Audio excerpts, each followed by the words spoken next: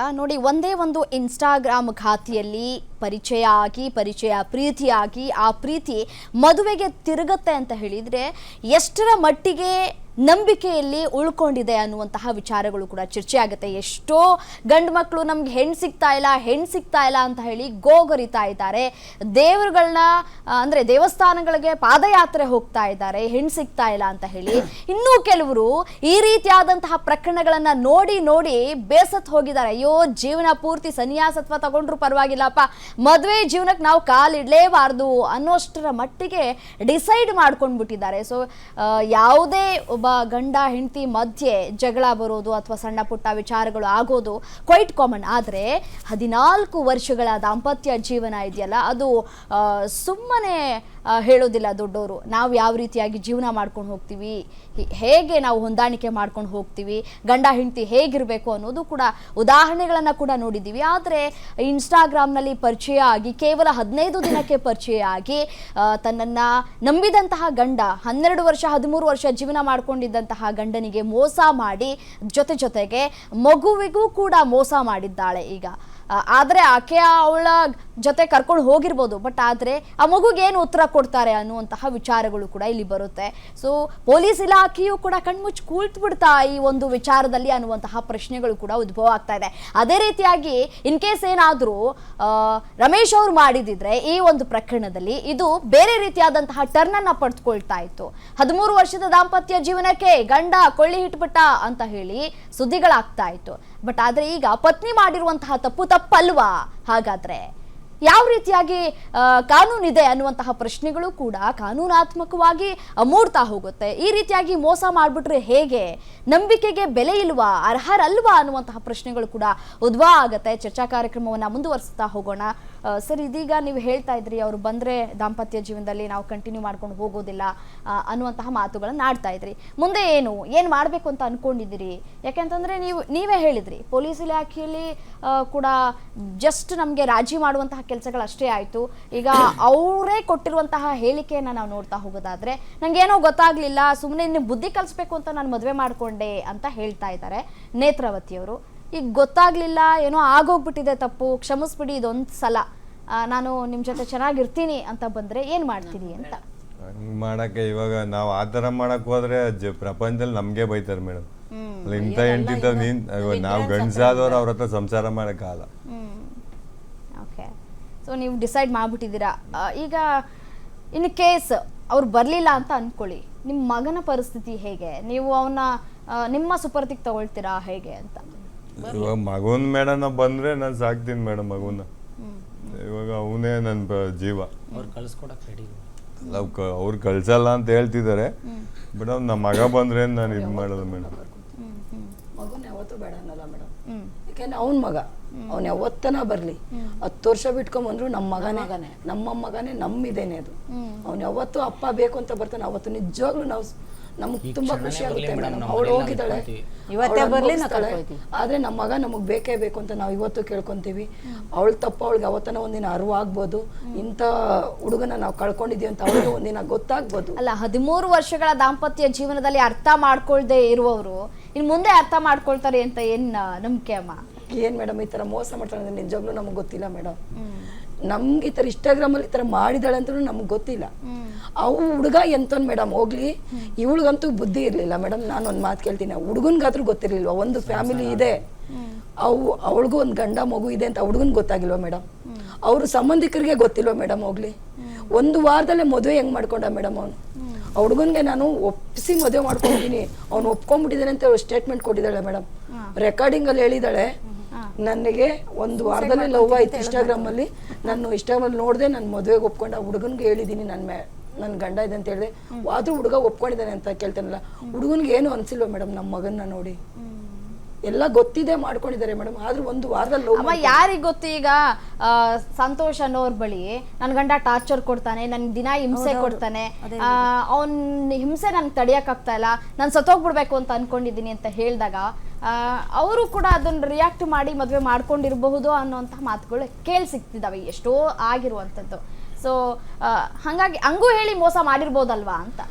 ಹೆಂಗ್ madam madam ಜಮೀನ್ ಇದೆಯಲ್ಲ ಮೇಡಮ್, ಜಮೀನ್ ಆಸೆಗೋಸ್ಕರ ಮಾಡ್ಕೊಂಡಿದ್ದಾರೆ. ಇವಾಗ ಯಾರು ಗಂಡ ಮಗ ಇರೋನ್ ಯಾರು ಕಟ್ಕೊಳಲ್ಲ.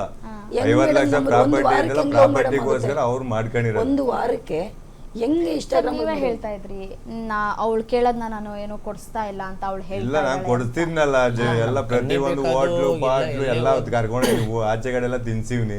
ಅವ್ರ ಮನೆಗೆ ಏನ್ ಬೇಕೆಲ್ಲ ತಂದಾಕಿದೀನಿ. ಪ್ರತಿಯೊಂದು ನಾನ್ ಮಾಡಿದೀನಿ. ಬರ್ತಡೇ ಎಲ್ಲಿ ಮಾಡ್ಕೊಂಡಿದ್ದಾರೆ ಕೇಳಿ ಎಲ್ಲ ದೊಡ್ಡ ಐಫೈ ಆಗಿ ಜೀವನ ಮಾಡ್ತಿದ್ ನಾವು ದುಡಿಯೋ ದುಡ್ಡಲ್ಲಿ ನಾನು ನನ್ನ ಹೆಂಡತಿ ನನ್ನ ಮಗ.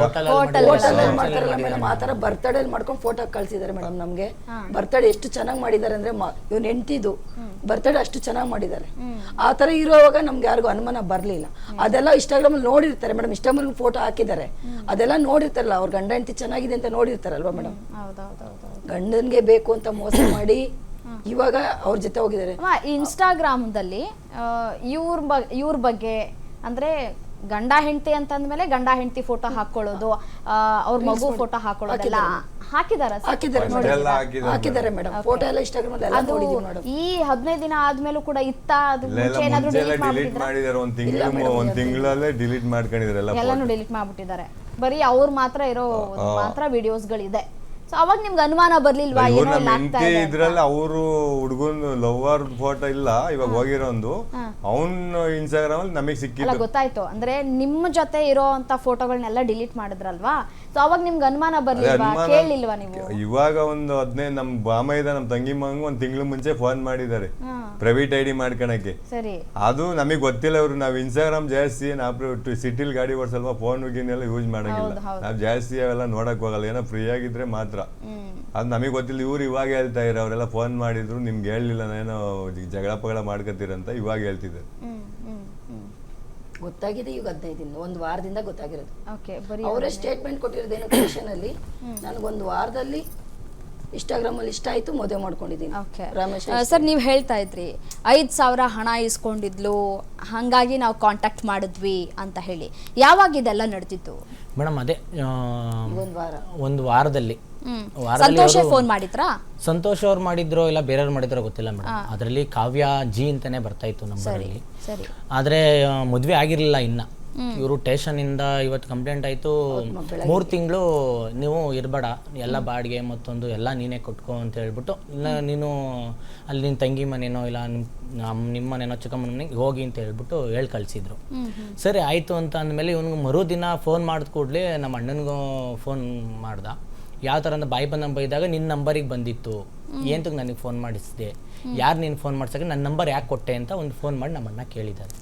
ಕೇಳಿದ ಕೂಡಲೇ 3 ತಿಂಗಳು ಕಾಲಾವಕಾಶ ಕೇಳ್ಕೊಂಡಿದ್ದವರು ಇಮಿಡಿಯೇಟ್ಲಿ ನನಗೆ ಡಿವೋರ್ಸ್ ಬೇಕು ಅನ್ನೋ ಥರ ನಾಳೆ ಬನ್ನಿ. 3 ತಿಂಗಳು ಕಾಲಾವಕಾಶವನ್ನ ಯಾಕೆ ಕೇಳಿದ್ರು ನೇತ್ರಾವತಿ? ಅದು ಗೊತ್ತಿಲ್ಲ ಮೇಡಮ್, ಏನಾದ್ರು ಚೆನ್ನಾಗಿರ್ಬೇಕು ಅನ್ನೋ ತರ ಅವರು ಅನ್ಕೊಂಡಿದ್ದಾರೆ. ಇದೆಲ್ಲ ಗೊತ್ತಿಲ್ಲ ಅಂದ್ರೆ ಇದೇ ನಮ್ಮ ಅಣ್ಣನ ಹಿಂಗೆ ಗೊತ್ತಿಲ್ದಂಗೆ ಎಳ್ಕೊಂಡೋಗೋಣ ಅನ್ನೋ ದಾರಿಲಿ ಅವರು ನೋಡಿದ್ರು. ಆದ್ರೆ ಇಮಿಡಿಯೇಟ್ಲಿ ಫೋನ್ ಬಂತಲ್ಲ, ಕೇಳಿದ್ದಕ್ಕೆ ಇನ್ನೆಲ್ಲಿ ನನ್ಗೆ ಏನ್ ಮಾಡ್ತಾರೋ ಗೊತ್ತಿಲ್ಲ ಅನ್ನೋ ಭಯದಿಂದ ಏನ್ ಮಾಡಿದಾರೆ ಆ ರೀತಿ ನಮ್ಮ ಅಣ್ಣನಿಗೆ ಡೈವರ್ಸ್ ಬೇಕೇ ಬೇಕು ಅಂತಂದ್ರು. ಅವತ್ತು ಮರುದಿನ ನಮ್ಮ ಅಣ್ಣ, ನಾನು, ನಮ್ಮ ಅಕ್ಕ, ನಮ್ಮ ಚಿಕ್ಕಮ್ಮ, ನಮ್ಮ ಅಣ್ಣ ಎಲ್ಲ ಪ್ರತಿಯೊಬ್ಬ 3 ನಾಳಷ್ಟು ನಮ್ಮ ಅಣ್ಣ ಇನ್ನೊಬ್ಬ ಅಣ್ಣನೂ ಕೂಡ ಎಲ್ಲ ಹೋದ್ವಿ. ಹೋದಾದ್ಮೇಲೆ ಸರಿ ಆಯ್ತು, ನನಗೆ ಪಾತ್ರೆ ಸಾಮಾನು ಎಲ್ಲ ನಾನೇ ಮಡಿಕೊಂತೀನಿ, ನನಗೆ ಬೇಕು, ನಾನು ಯಾರ ಜೊತೆನೂ ನಾನು ಬೇರೆ ಮದುವೆ ಆಗಲ್ಲ, ನಾನು ಒಬ್ಳೇ ಇರ್ತೀನಿ, ನನ್ನ ಮಗನ್ನ ತುಂಬಾ ಚೆನ್ನಾಗಿ ಸಾಕ್ತೀನಿ ಅನ್ನೋ ಲೆಕ್ಕದಲ್ಲಿ ಮಾತಾಡಿದ್ರು. ನಮ್ಮ ಹತ್ರನೂ ಮಾತಾಡಿದ್ರು, ನಮ್ಮ ಅಣ್ಣರ ಹತ್ರನೂ ಮಾತಾಡಿದ್ರು.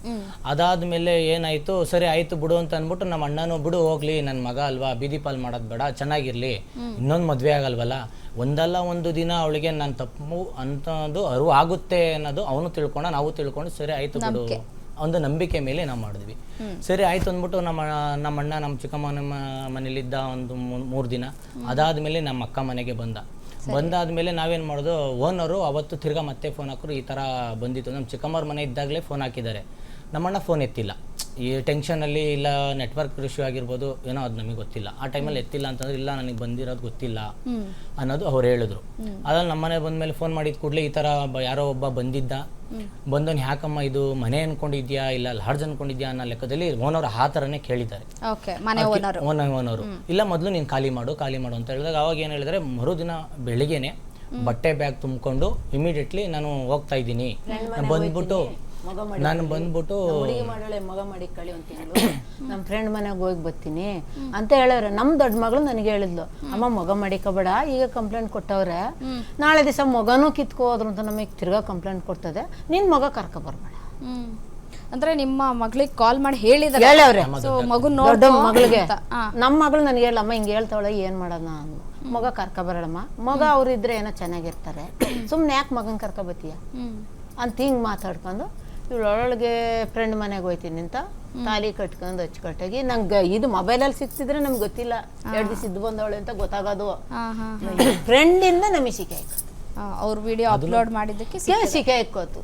ಇವ್ರ ಫ್ರೆಂಡ್ ಇವ್ರಿಗೆ ಮಾಡಿ ಅದನ್ನು ಕೂಡ ಮೊನ್ನೆ ಒಂದ್ಸಲಿ ಫೋನ್ ಮಾಡಿದ ಮಧ್ಯದಲ್ಲಿ ಫೋನ್ ಮಾಡಿದಾಗ ನನ್ನ ಅಣ್ಣ ನಮ್ಮ ದೊಡ್ಡಮ್ಮನ ಮಗ ಫೋನ್ ಹಾಕಿದ್ದಾನೆ ಮೇಡಮ್. ಫೋನ್ ಹಾಕಿದಾಗ ಏನಮ್ಮ ಈ ತರ ಮಾಡ್ಕೊಂಡಿದ್ದೆ ಅಂತಂದ್ರೆ, ಅಣ್ಣ ನನಗೆ ಗೊತ್ತಿಲ್ಲ ಅಣ್ಣ, ತಿಳಿದಂಗೆ ನಾನು ಮಾಡ್ಕೊಂಬಿಟ್ಟೆ. ಅದು ರೆಕಾರ್ಡ್ ಕೂಡ ಇದೆ ಮೇಡಮ್. ನನಗೆ ಯಾವುದೋ ದೇವ್ರು ಮಾಟ ಮಂತ್ರ ಮಾಡಿಸ್ಬಿಟ್ಟಿದ್ದಾರೆ, ನನಗೆ ಮಾಟ ಮಂತ್ರ ಮಾಡಿಸ್ಬಿಟ್ಟು ನನಗೆ ಇವಾಗ ನಾನು ಏನು ಮಾಡ್ಕೊತಿದ್ದೀನೋ ನನಗೆ ಗೊತ್ತಿಲ್ಲ, ನಾನು ಏನು ಆಗ್ತಿದ್ದೆ ನನಗೆ ಗೊತ್ತಿಲ್ಲ ಅಣ್ಣ.